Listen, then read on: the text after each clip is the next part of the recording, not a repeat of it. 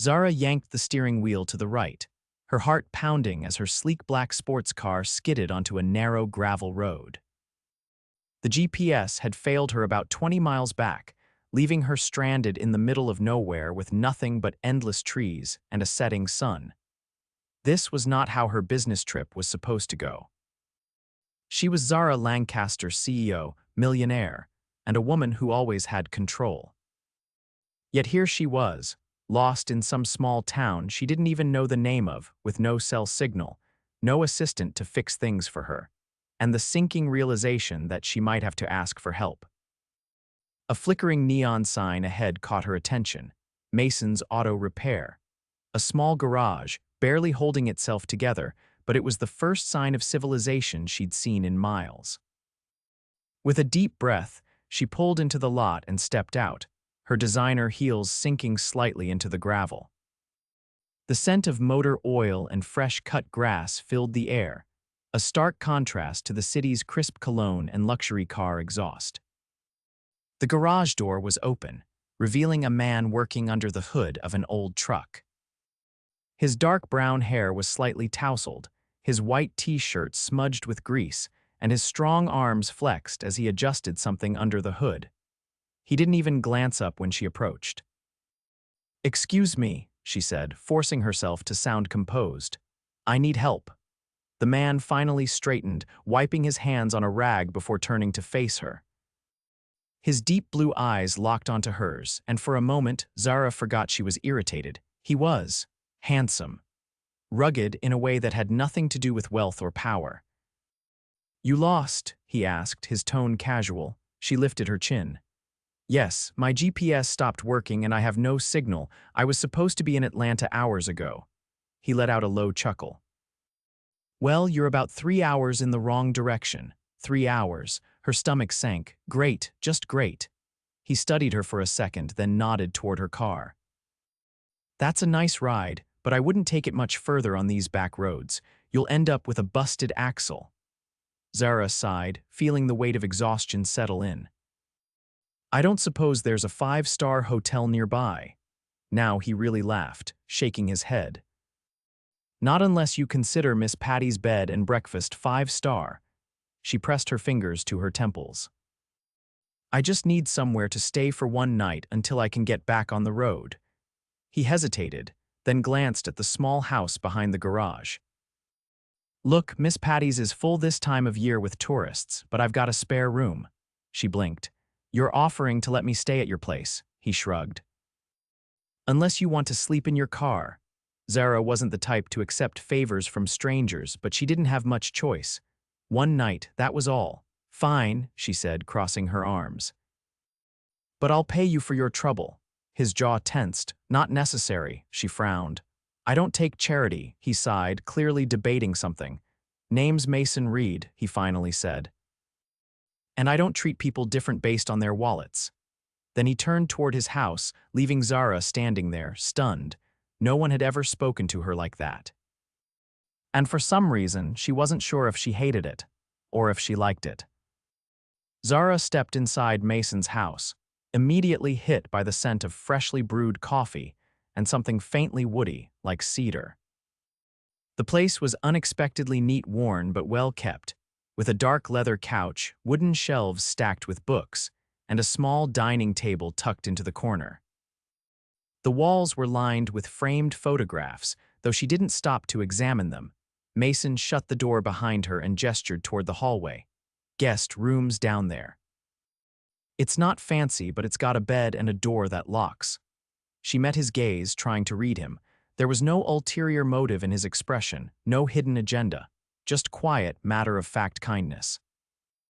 It unsettled her more than she was willing to admit. "I'll take it," she said, setting her purse down. A small voice interrupted the moment. "Daddy, is she staying here?" Zara turned to see a little girl standing in the hallway, her wide blue eyes blinking up at her. She looked about 6 or 7, with light brown curls and a nightgown that had cartoon animals on it. Mason's entire demeanor shifted, his posture softened as he crouched down. "Yeah, sweetheart." "She got lost, so she's staying the night." The little girl studied Zara with open curiosity. "Are you a princess?" Zara blinked, taken off guard. "What?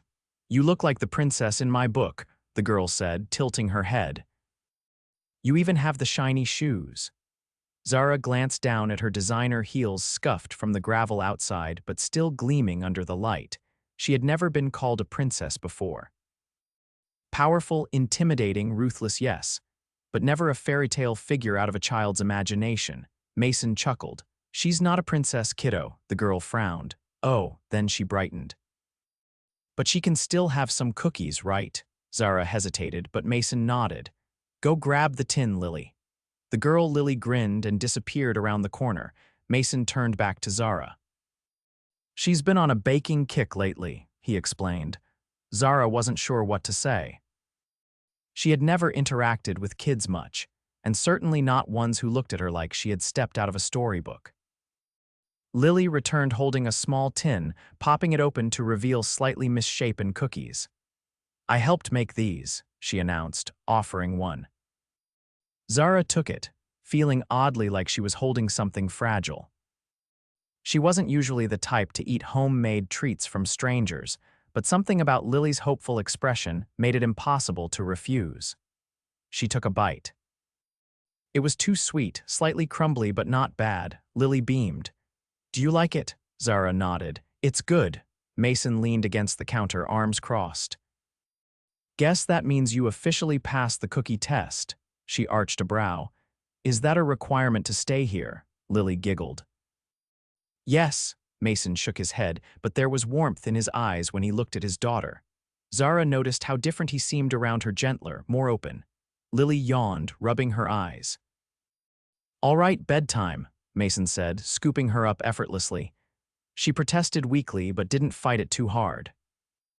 As he carried her down the hall, Zara was left standing in the living room, still holding the half-eaten cookie. She had spent years building an empire, sitting in boardrooms, negotiating million-dollar deals. But in this small house, in the presence of a child and a man who didn't care about wealth, she suddenly felt like an outsider in a way she never had before. When Mason returned, he pulled a beer out of the fridge and leaned against the counter. "You look like someone who isn't used to slowing down," she exhaled, setting the cookie tin back on the counter. "I don't slow down, ever."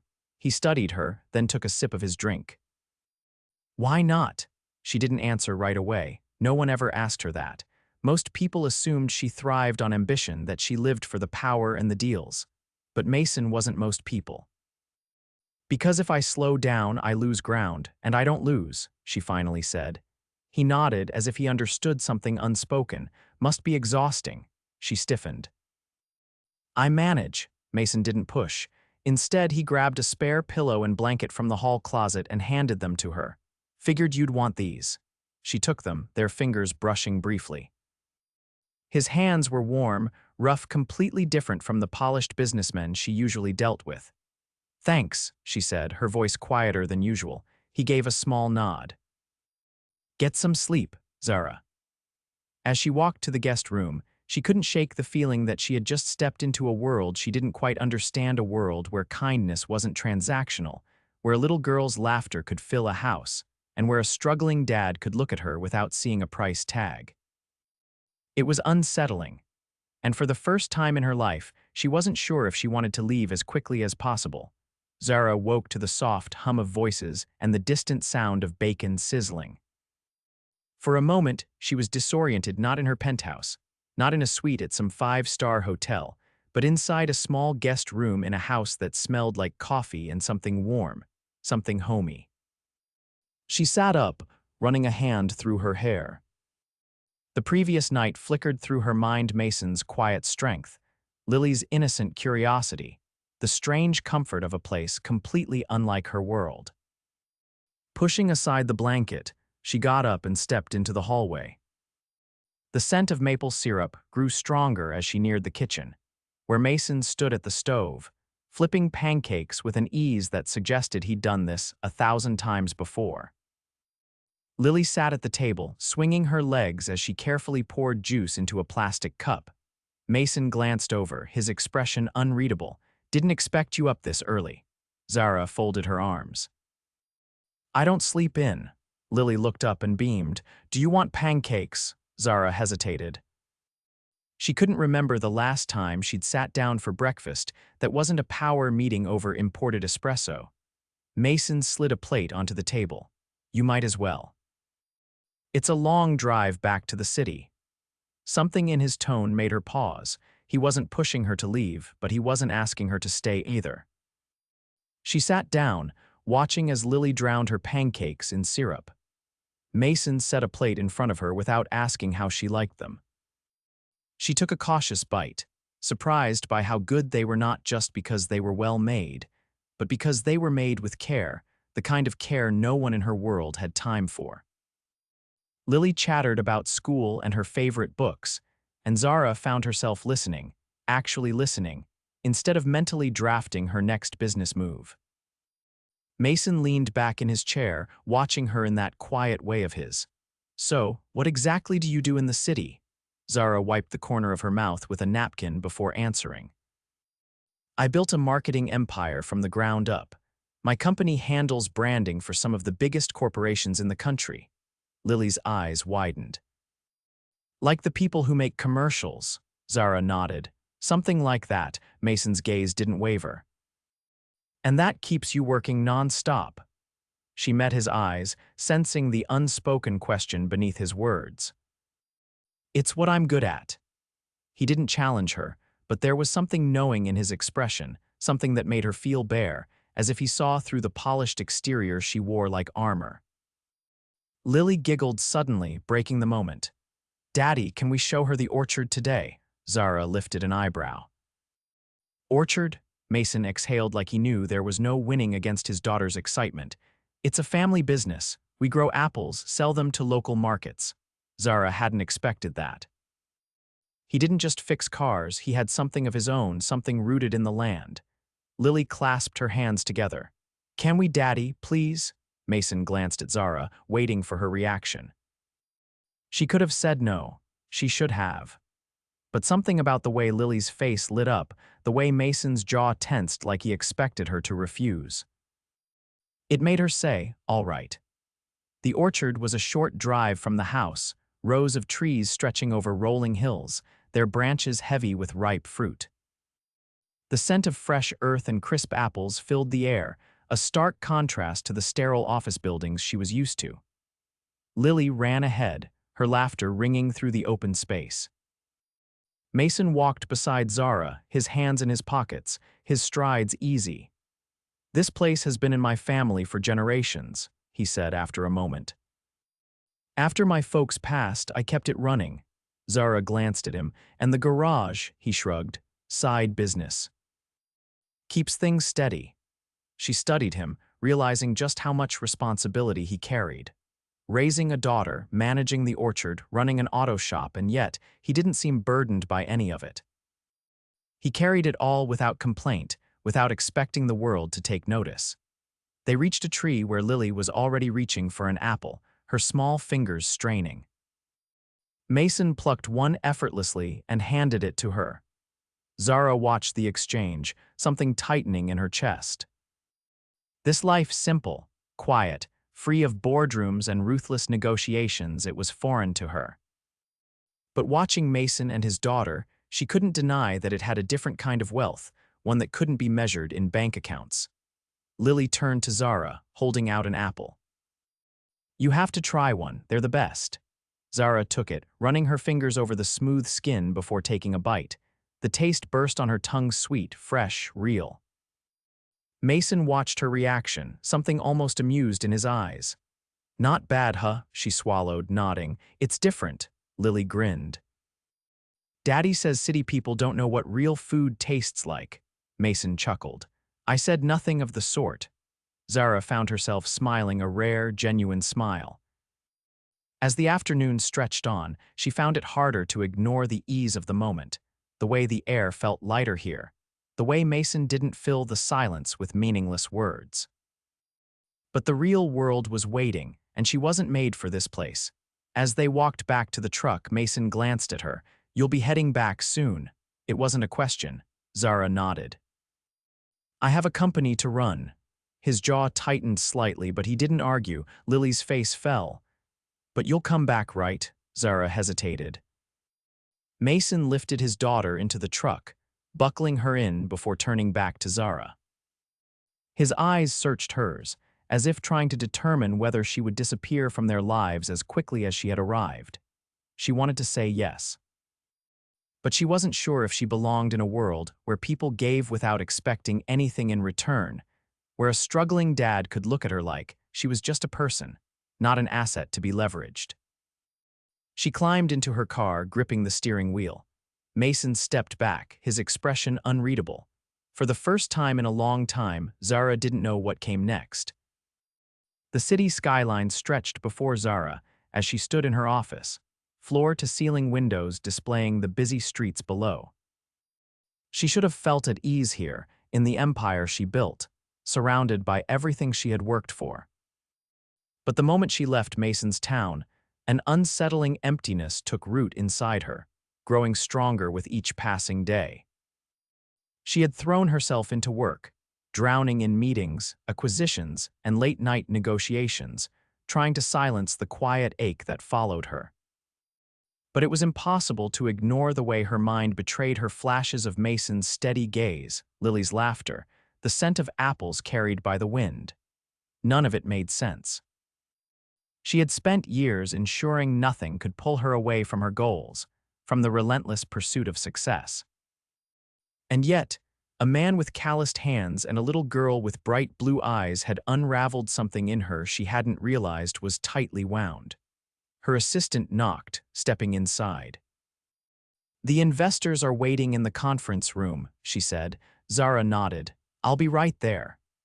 But as the door shut behind her, she didn't move.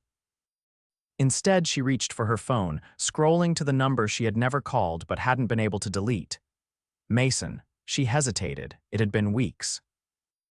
He hadn't reached out, and she had told herself that was for the best. They lived in different worlds.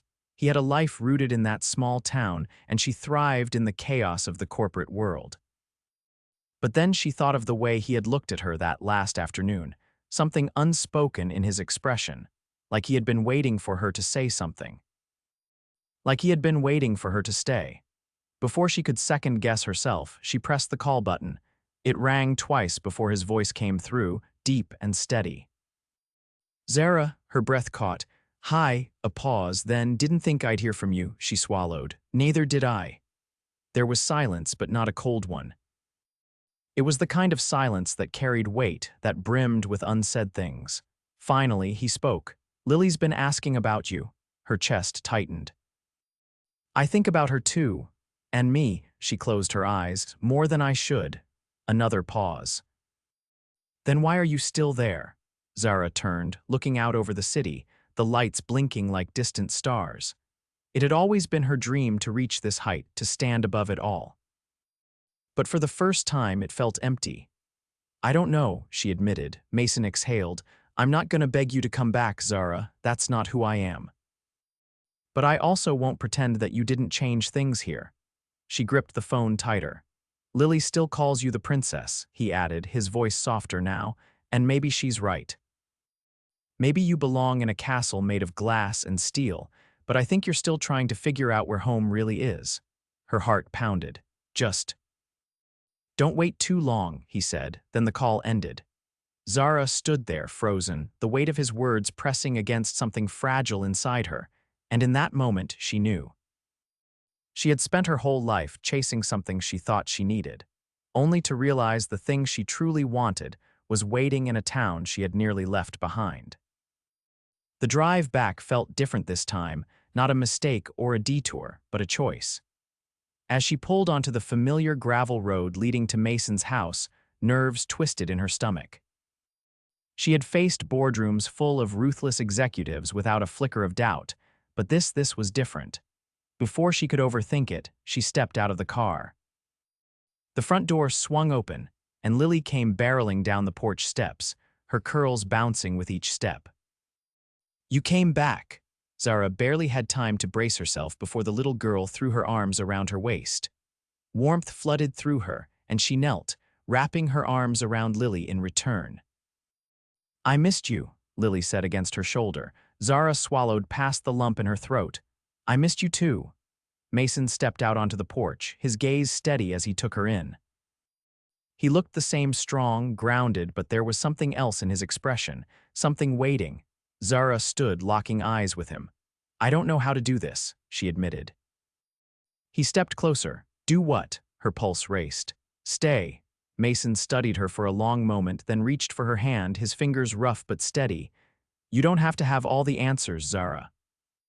Just tell me one thing. She held her breath. Do you want to? There was no hesitation. Yes. His lips curved slightly, and then he pulled her in, his arms wrapping around her like he had been waiting for this moment all along. And as she melted into him, she realized something. For the first time in her life, she wasn't lost. She was exactly where she belonged. Zara stood in the warmth of Mason's embrace, her heart pounding in a way that had nothing to do with nerves and everything to do with certainty.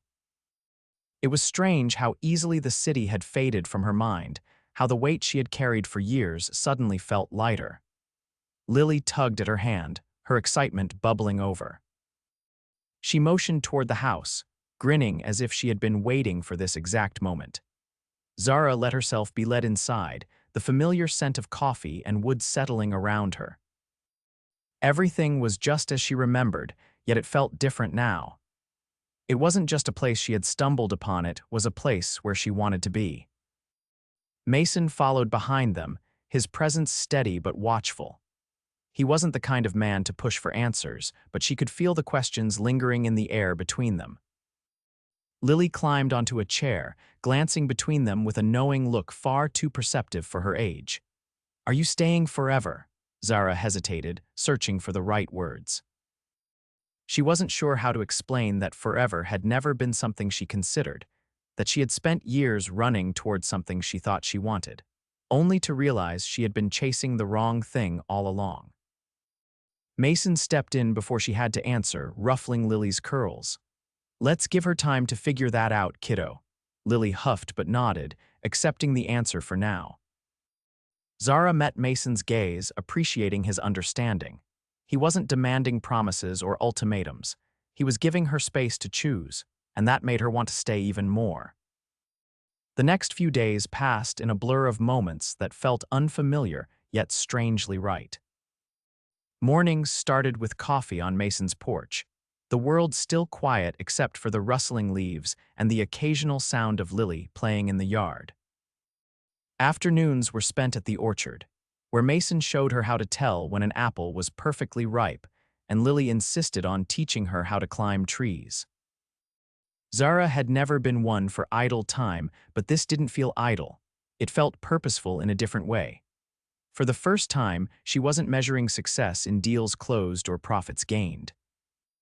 She was measuring it in laughter, in the way Mason's eyes softened when he looked at her, in the way Lily's hand fit so easily in hers. One evening, as the sun dipped below the horizon, Mason leaned against the truck, watching Zara with quiet amusement. She had spent the past half hour attempting to help Lily with a small wooden swing hanging from an old oak tree. Lily beamed as she swung higher. She's getting better, Daddy, Mason chuckled. She's determined, I'll give her that. Zara shot him a look over her shoulder. I don't fail at things. He crossed his arms, something unreadable in his expression. No, I don't imagine you do. There was something in his tone, something that made her pause. She stepped closer, lowering her voice so Lily wouldn't hear. You're waiting for me to leave, aren't you? Mason didn't deny it. I'm waiting to see if you want to stay. Zara exhaled, brushing her fingers over the rough bark of the tree. I don't know how to do this. Do what? She met his gaze. Be part of something that isn't about business or power. Mason studied her for a long moment before speaking. You already are.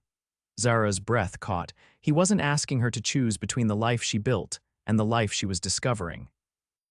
He was simply telling her that she had already become part of something here, whether she realized it or not. Lily called out for another push, and Zara turned, giving her a gentle nudge. The little girl's laughter rang through the air, and something inside Zara settled. She had spent years thinking love was something transactional, something measured in power and leverage. But here, with Mason and Lily, she was learning that love wasn't about control. It was about choosing to stay, even when it would be easier to walk away. And for the first time, she wanted to stay. That night, as they sat on the porch, Mason glanced at her, his gaze steady. "You don't have to have it all figured out, Zara. But if you want this, if you want us, then stop thinking so much and just be here." She turned to him, something shifting inside her. She had spent her whole life making decisions based on logic and strategy. But this was different. Zara reached for his hand, threading her fingers through his. "I'm here," she said softly. "And I'm not going anywhere," Mason exhaled, his grip tightening around hers. For the first time in her life, Zara Lancaster wasn't chasing something. She had finally found where she belonged. Zara stood beneath the sprawling branches of the old oak tree, the evening air crisp around her. Fireflies blinked in the distance, their soft glow flickering like tiny stars scattered across the orchard. Mason was beside her, his hand wrapped around hers, solid and warm. It had been weeks since she made the decision to stay, and yet every day still felt like she was stepping into something new, something she had never allowed herself to want before. Lily was a few feet away, carefully arranging wildflowers into a lopsided bouquet. Occasionally, she would glance up at them, her expression filled with a quiet kind of happiness that made something in Zara's chest tighten. Mason squeezed her hand lightly, drawing her attention back to him. "You've been quiet today," he observed. She exhaled, tilting her head slightly, "Just thinking." "About," she hesitated. The past few weeks had been a whirlwind of adjusting, learning the rhythm of this new life, understanding the way things moved at a slower, more deliberate pace. It was different from what she had known, but it wasn't bad. If anything, it was grounding. "I used to think that slowing down meant losing," she admitted. "That if I wasn't constantly moving forward, I was falling behind." Mason studied her, his expression thoughtful. "And now?" She glanced toward the orchard, where the trees swayed gently in the breeze. "Now, I think I was always running toward something that never really mattered." He didn't say anything right away. He just watched her, giving her the space to sort through her thoughts. It was something she had come to appreciate about him, his ability to listen without the need to fix or interject. Lily ran up to them then, holding out the bouquet proudly. "For you," she announced, thrusting the flowers into Zara's hands. Zara took them carefully, touched by the gesture. "They're beautiful." Lily grinned. "I picked the prettiest ones." Mason ruffled his daughter's curls. "That you did." Lily beamed before skipping off toward the house, leaving Zara standing there with the wildflowers pressed between her fingers. She glanced up at Mason, something unspoken passing between them. "I don't know what comes next," she said honestly. He reached up, tucking a stray curl behind her ear. "We figure it out together." For someone who had spent her life meticulously planning every step, the idea of simply figuring things out as they came should have terrified her. But with Mason, it didn't. Later that night, as they sat on the porch, Zara leaned into him, her head resting against his shoulder. The stars stretched endlessly above them, the world quiet except for the distant hum of crickets. "This feels." She trailed off, searching for the right word. "Good," Mason supplied. She smiled slightly. "Yeah, good." He pressed a kiss to the top of her head. "Then that's enough." And for the first time in her life, Zara Lancaster believed it.